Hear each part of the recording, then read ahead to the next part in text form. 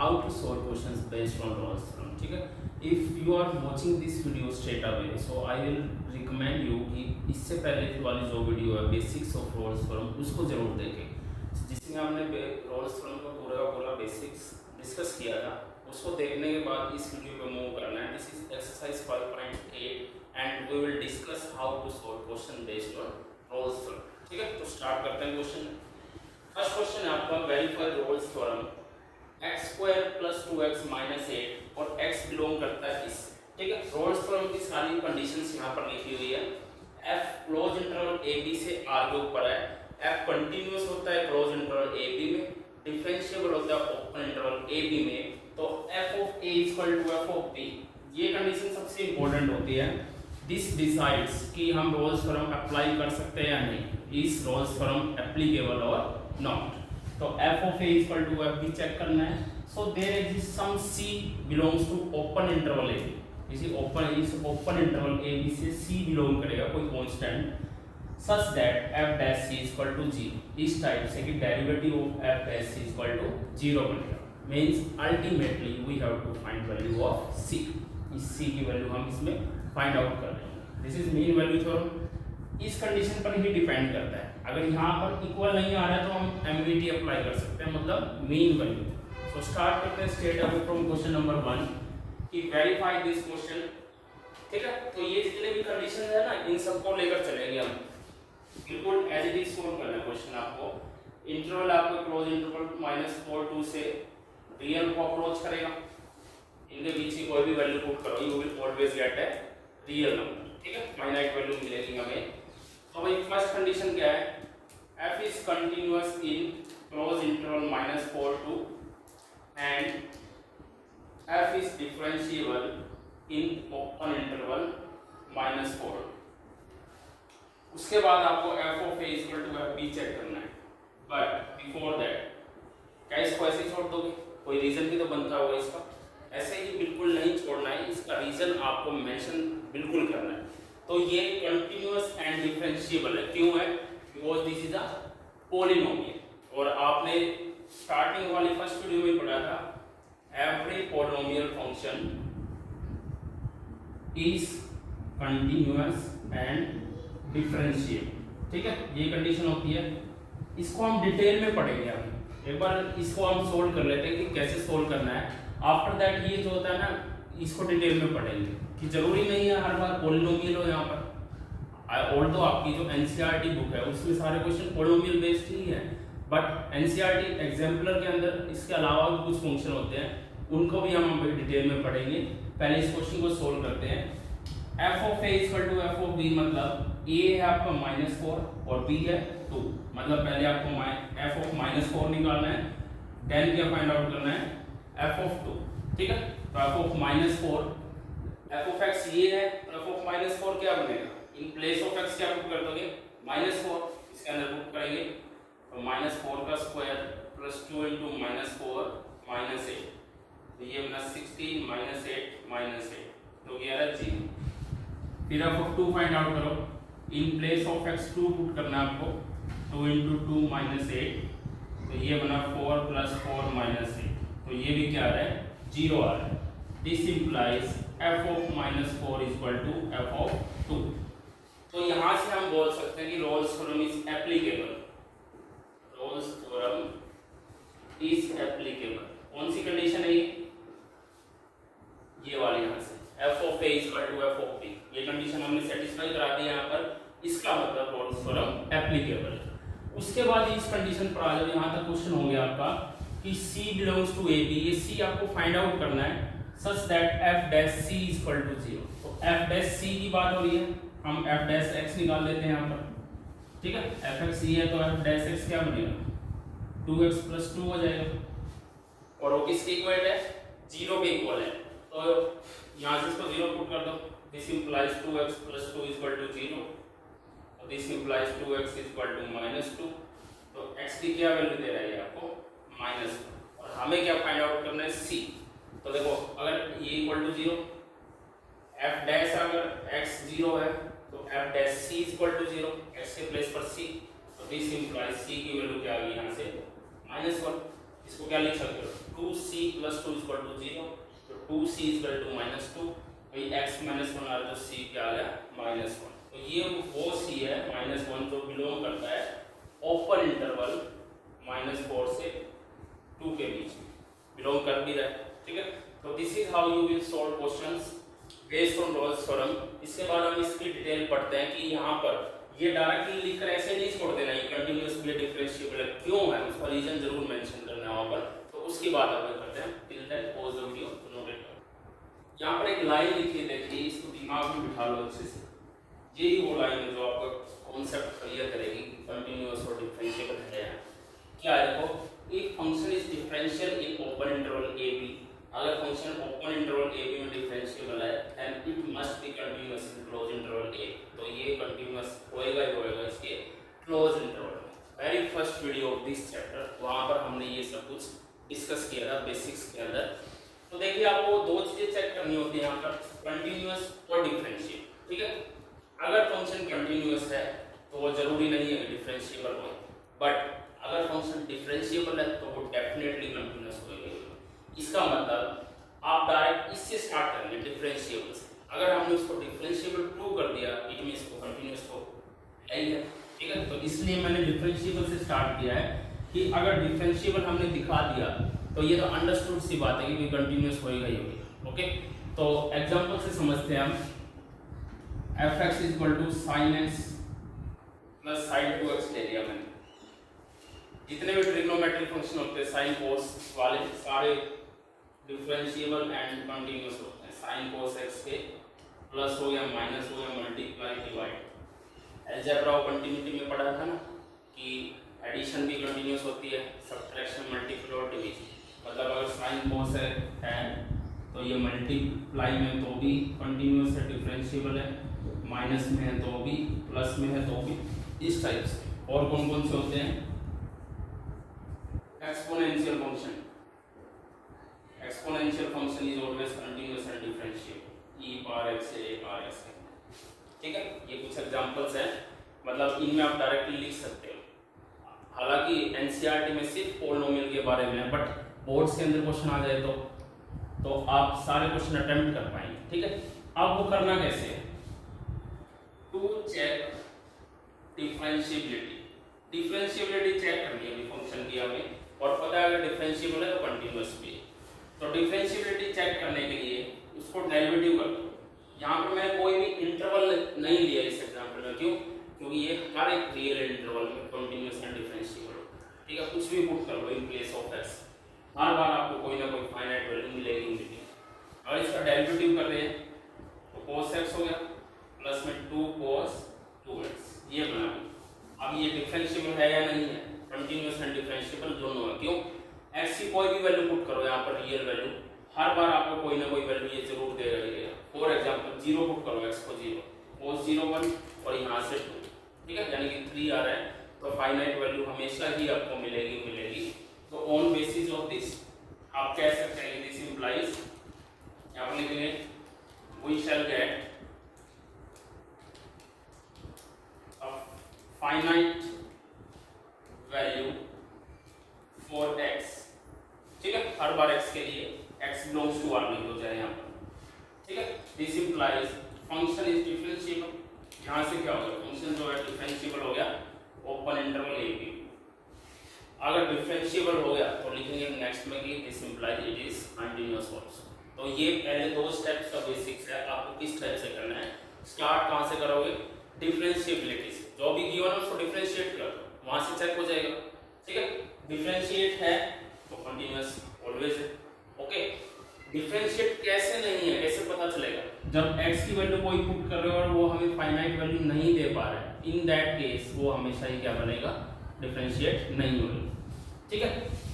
Exponential function भी होता है। एनसीईआरटी एग्जाम्पलर में इस टाइप का क्वेश्चन है, ओपन क्लोज इंटरवल गिवन आपको -1 से 1, इसको चेक करना है, वेरीफाई रोल्स थ्योरम। तो कंटीन्यूअस एंड डिफरेंशिएबल तो है, यहाँ पर मैंने बताया था every exponential function is continuous and differentiable, ठीक है। तो इसमें वेरीफाई कैसे करोगे? f ऑफ -1 और f ऑफ 1 पर चेक करो, पुट करो यहाँ पर -1 और इधर पुट करो 1, तो ये देखो क्या है,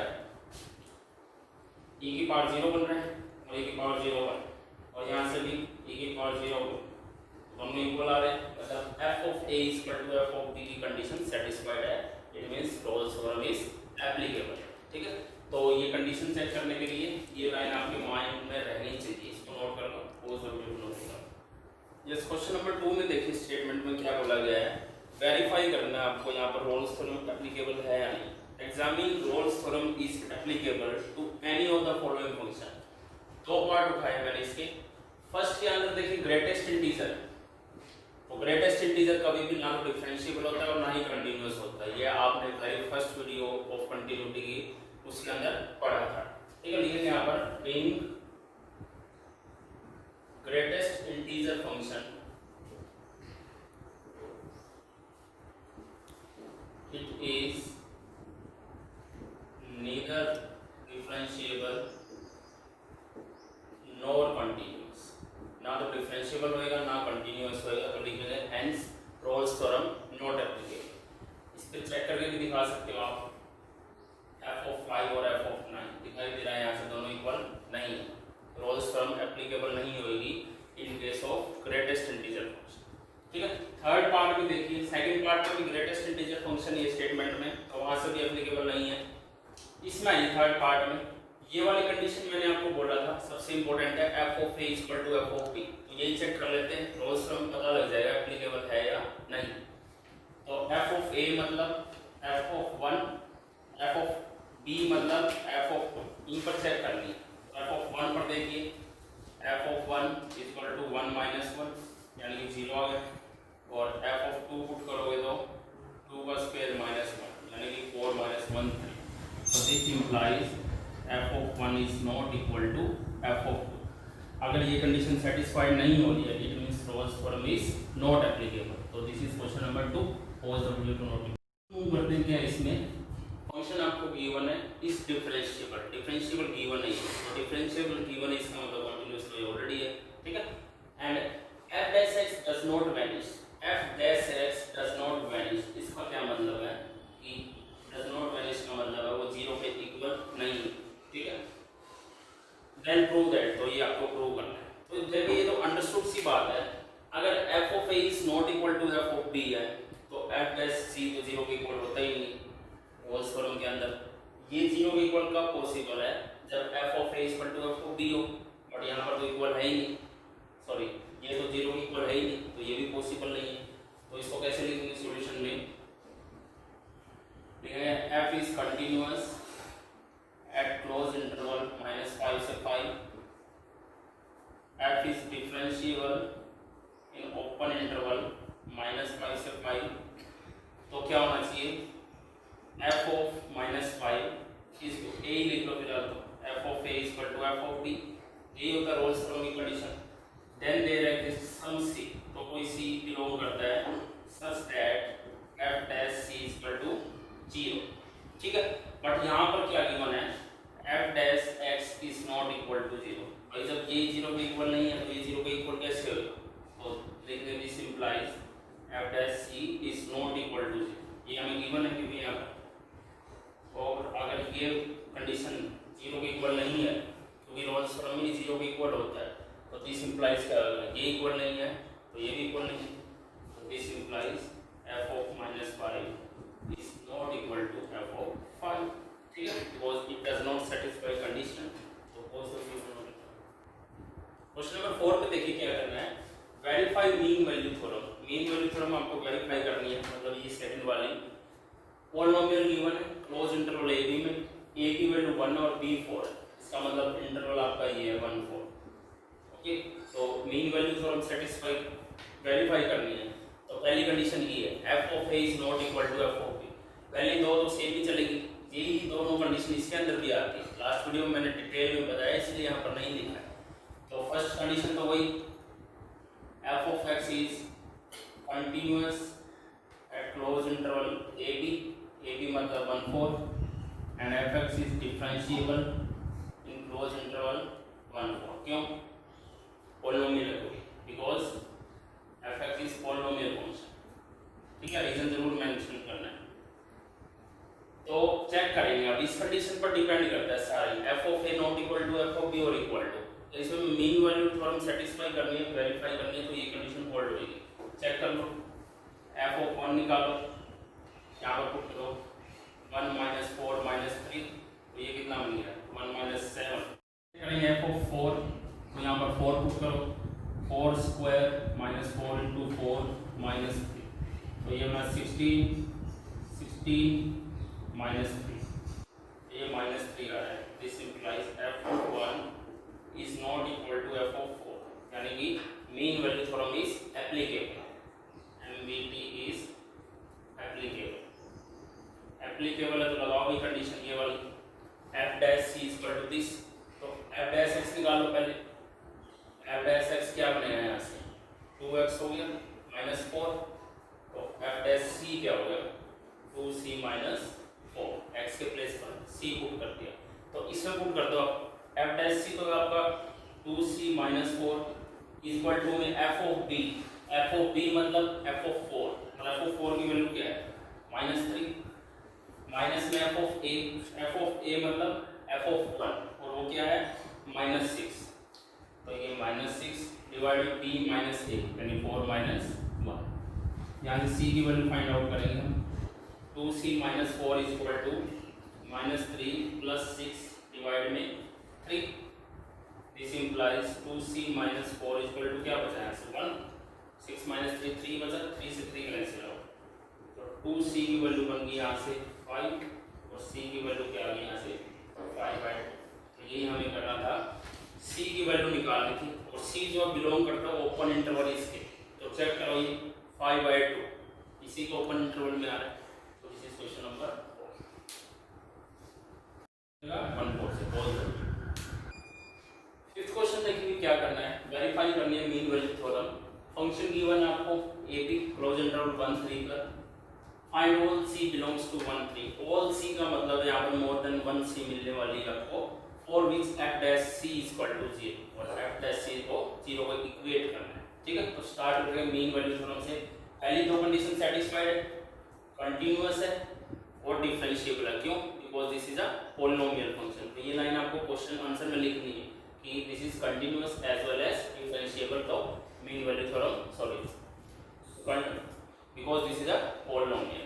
तो अब हम क्या कंडीशन चेक करेंगे, f of a is not equal to f of b पर, ठीक है, और उसके बाद यहाँ पर पहुंचेंगे, तो चेक करो यहाँ से f ऑफ a मतलब f ऑफ 1, यहाँ पर 1 पुट करोगे 1 क्यूब -5 - 3, तो ये क्या बना 1 - 8 - 7, फिर निकालो f ऑफ 3, यहाँ पर 3 पुट करेंगे तो 3 क्यूब -5 × 3 स्क्वायर -3 × 3, तो ये क्या बना यहाँ से 27, 9 5 45, 3 3 9, ये -27, ठीक है, इसमें से ये बचा ना, ठीक है, तो it means f of 1 is not equal to f of 3, तो मीन वैल्यू थ्योरम की कंडीशन लगाओ ये वाली, f dash c equal to this, तो f डैश c क्या बनेगा भाई, f डैश x निकालो पहले 3x स्क्वायर -10x - 3, ये बन रहा है, ठीक है।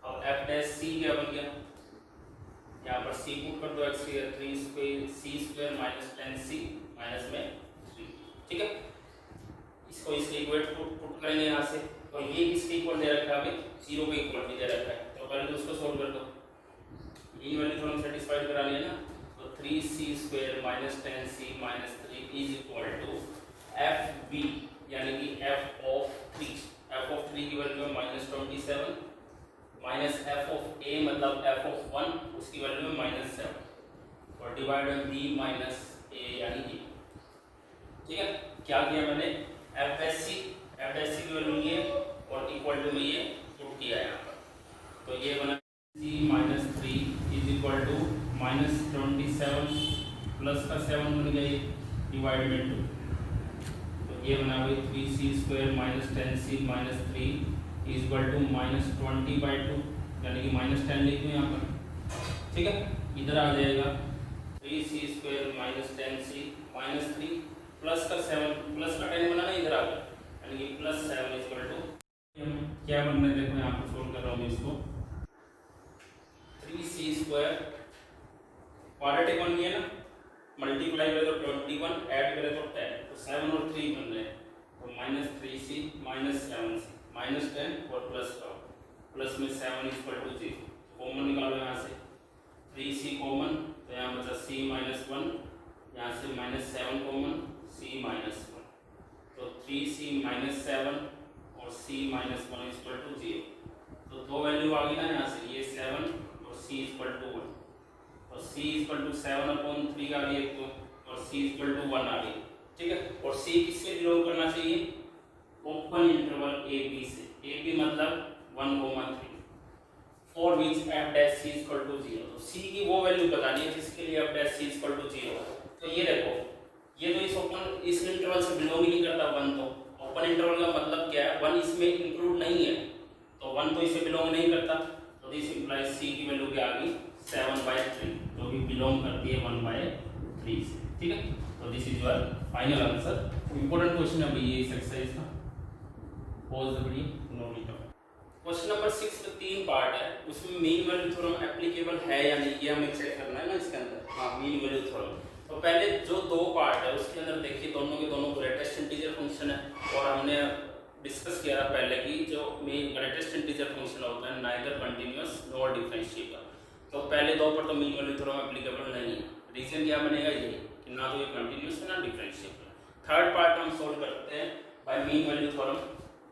fx ये है, तो क्या फाइंड आउट करना है, ये क्लोज इंटरवल है, दिस इज अ पॉलिनोमियल, और fx is continuous at close interval 1 2 and fx is differentiable at close open interval 1 because fx is what, polynomial, ठीक है ना, पॉलिनोमियल।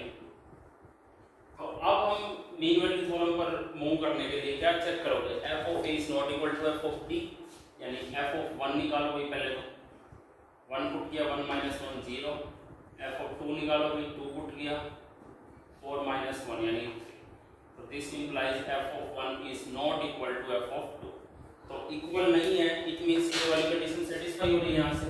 तो अब इस पर मूव करेंगे ना मीन वैल्यू थ्योरम में, ये हमने बता दिया इक्वल नहीं है, दिस इंप्लाइज इस पर आ जाओ f डैश c, तो f डैश x निकालो वही पहले, तो f डैश x क्या बना 2x, this implies f dash of c क्या बन जाएगा यहाँ से 2c, ठीक है। तो f डैश c की वैल्यू यहाँ पुट कर दो, 2c equal to f of b minus f of a, what is f of b मतलब f ऑफ 2 क्या है 3, f ऑफ 1 क्या है 0, डिवाइड में 2 माइनस 1 यानी कि 2c इक्वल टू 3/1, तो यहाँ से c की वैल्यू क्या आ गई है, मल्टीप्लाई कराकर डिवाइड में 3/2, तो this is final value of 3/2c, जो कि बिलोंग करती है ओपन इंटरवल 2 से। चेक कर लो 1.5 वाला, लास्ट में ये जरूर लिखना भाई 3/2 बिलोंग करता है इस इंटरवल से, क्योंकि c जो है ओपन इंटरवल a b से बिलोंग करता है, ये रहा यहाँ पर लिखा हुआ है, तो c belongs to this open interval. So this is exercise 5.8. Stay tuned for next video.